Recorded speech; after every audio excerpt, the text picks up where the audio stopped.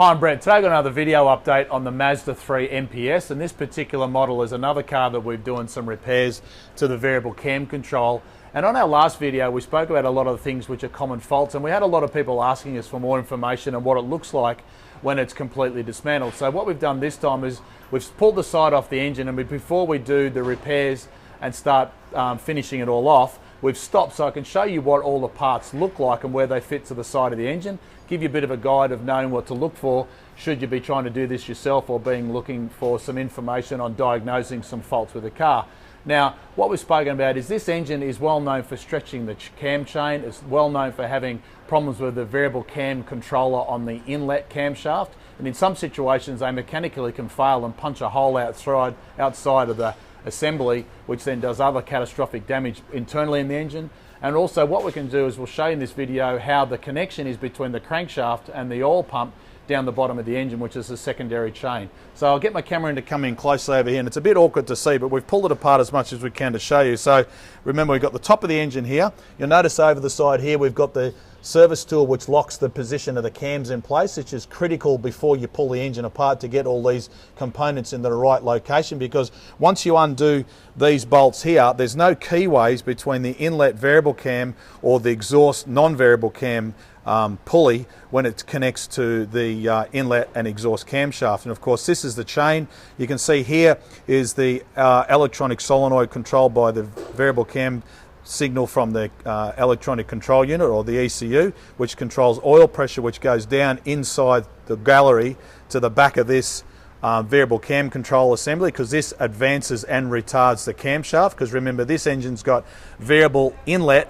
and non-variable exhaust. And this is what I was talking about here. This is a part that is critical to replace when you do this repair or you do a service on this job, because there was a recall by Mazda on some parts earlier on where this part fails inside, and in extreme situations the mechanical parts of the variable cam control inside here can burst out through the side of the assembly here and then do more mechanical damage, obviously, because this all then is internally inside the engine, it all drops down. So let's have a look down here. You can see here on the back side of the engine, this is the slider for the cam chain here, and this goes all the way down to the bottom.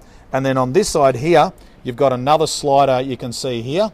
I'll try to show. These are all the parts that need to be replaced when you do this repair job. And then right down the bottom, as you can see down there, is the driven part off the back of the crankshaft. And remember, all these parts don't have any keyways. They've all got to be correctly aligned when it all goes back together. So it's critical when you pull it apart, you make sure you know exactly where everything is and time it all up. And then down the bottom here, I'll get another shot in a second from down the side of the car, is I'm trying to get my camera so you can see here properly.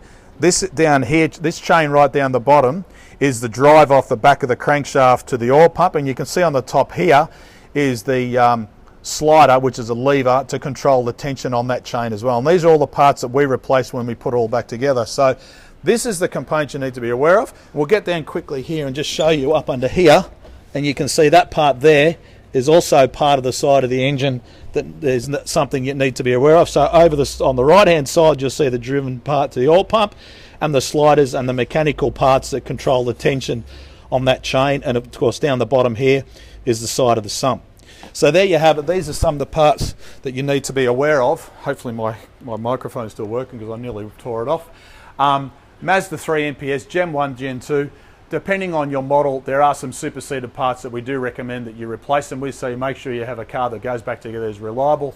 Some of the other common parts we've spoken about on our other video, but I hope this video has given you even more information to know what to look for. Of course, we do a lot of this work here at our workshop here at MRT Performance, and we're glad to give advice. And make a comment, share this video, and follow us on Facebook, YouTube, Twitter and Instagram. Speak to you again soon. Bye for now.